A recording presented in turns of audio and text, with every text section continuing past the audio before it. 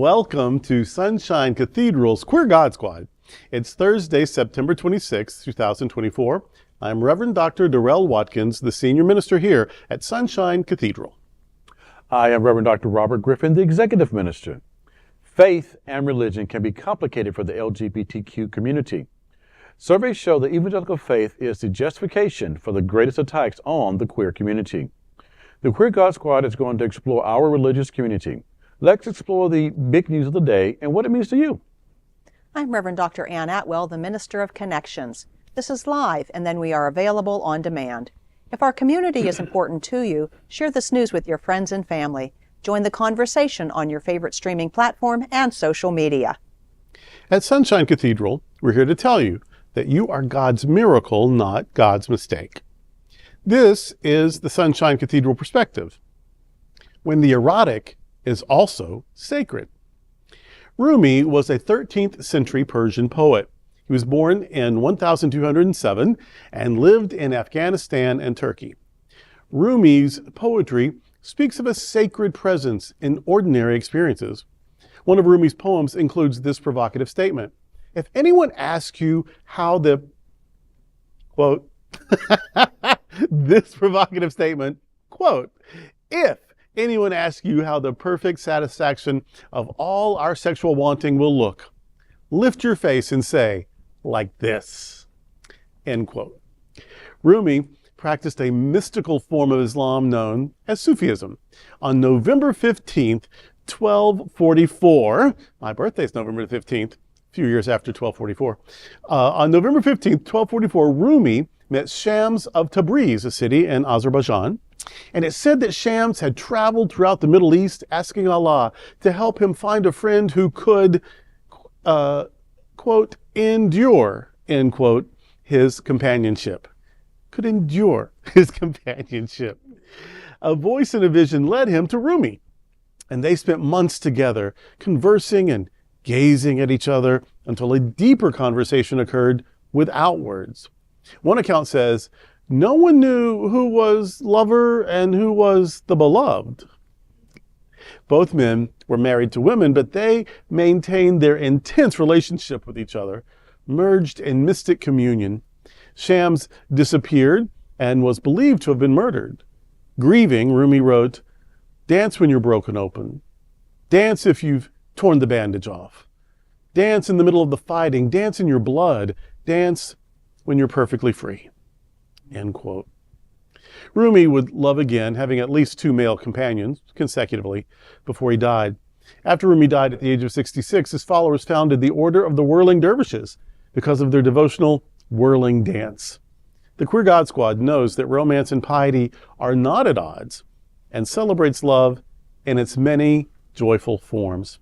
I love that statement that people didn't know who was the lover and who was the beloved. In antiquity, that means something. Basically, in a heteronormative, heterosexual relationship, the husband would be the lover, the wife would be the beloved. Do you know what I mean? And so to say that this male couple, you didn't know who was who, but you knew that that's the kind of relationship it was, that is very, very telling. And Rumi is a mystic. He's a religious person. His poetry is prayer, and his prayers are about daily living and including eroticism. I love Rumi. And Shams, actually Shams disappeared, came back, and then disappeared again. It's believed that he disappeared the first time because sort of threat. People just didn't like the relationship. People were mean, so he left. But then he couldn't stand being away from his lover, so he came back. And then, in the middle of the night, there was a knock, knock, knock. He went to answer the door, and that was it. Never saw him again. So we don't know what happened to Shams, but we do know that his departure was devastating for Rumi. We know that Rumi wrote about sexuality in a spiritual way, and he wrote about spirituality in a sexual way. And so it reminds me of our own tradition, our own Bible in Christianity, where we have the Song of Songs, which is very erotic, entirely, in fact, about a romance. And it includes sexual positions like the missionary position and oral sex, outdoor lovemaking, masturbation. Oh my gosh, It's only 8 chapters. I don't think you stand more than 8. It's really hot. And so, but that's in our Bible. That's in our Bible. You don't have to go over to Rumi to find some of that good stuff. There is the secret Gospel of Mark that Morton Smith discovered in the 20th century, a fragment of it, which is a very erotic story about a young man that Jesus resurrects from the dead. And then they spend the night together, and a lot is revealed. We see also in our Bible that Jonathan is madly in love, really, with David. And so there was even a rumor, and I met an Italian journalist who was telling me this years and years ago, that there was a pretty common rumor in Italy in the 70s that Pope Paul VI had a lover. And when he got elevated to the papacy, that lover suddenly didn't live in Rome anymore. He lived somewhere else. And I don't know if they ever saw each other again. But this is not a new story. This is not a rare story. That the erotic, it's powerful, it's joyful, it's energizing, which are all the things healthy spirituality should be. So of course one can weave into the other, flow into and out of the other. When we talk about religious things, we use very earthy, physical, sometimes sexual sounding language. I'm putting into my mouth, the body of Christ. In this chalice, I'm consuming the bodily fluids of Christ. Now, of course, we don't take that literally, but even the imagery is pretty provocative. You know what I mean?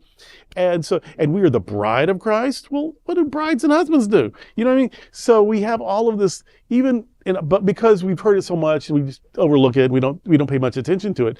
But if it was your first time to hear some of the stuff, you'd be like, what is going on with those folk? Mm-hmm. And good, because we ought to be embracing our sexuality and our eroticism and celebrating that as part of our divinity, of our sacredness, as part of the way we live and worship. Mm-hmm. I appreciate what you said in your story about the dance, and Rumi talking about the dance. And dance is very embodied. It's very erotic. Yep. It can be very sexual. And when you think of the queer community, you're thinking of dance and bars and how we meet people. There's a whole lot to be said there. The whirling dervishes, I've never seen, but would love to see that. And how it... The skirts. Exactly. I mean, beautiful. that's incredible. If you're going to talk about the sacred and spirituality and eroticism, dance is a significant part of that. Yeah. Do you remember as a kid spinning around and falling down, ring around the roses, or even just spinning till you felt nauseated or whatever? Imagine doing that intentionally as an adult and for some period of time and to music. It is meant to get you out of your discursive thinking. It's sort of a meditative experience. Yeah, I mean, I'm just rereading what he wrote again, just picking up on this. Dance. Dance when you're broken open. I mean, just think how many times we've been broken and broken open about something. And dance, if you've torn the bandages off, and just taking it off. Yeah. Still dance. And dance in the middle of the fighting. Dance in your blood. Dance when you're perfectly free. I mean, that's just like almost coming out and setting yourself free of all that's been holding you down, weighting you down. Beautiful. Sacramental. It's erotic because you're putting your body into it. Right. And you're moving your body in ways that you probably didn't think it could move, and just being in the moment. Yeah. I mean, I don't know much more. Rumi, come back. Yeah. And I'm not talking about the South Dallas drop, which I mean, you can do, but I mean, think about any dance, the waltz. Yeah. Those are bodies very close together. The tango. Shadow dancing. Yes. I mean, bike leading. The two-step. I mean, any kind of dancing involves either like gyration and sort of provocative movements or closeness between bodies. So yeah, dancing is a meditative experience. It's also an erotic experience. And that Rumi didn't feel the need to separate those. Nope. Long live Rumi's memories. Well, that's today with the Queer God Squad. We want to thank you for joining us. We're here daily at 3 p.m. to have some fun and to discuss what our LGBTQ plus community is talking about. Sunshine Cathedral is the world's largest progressive queer church. Progressive, queer, and God are words that naturally should go together. And we are all in this together. Remember that. You are God's miracle, not God's mistake. Until next time, we are the Queer God Squad. Goodbye.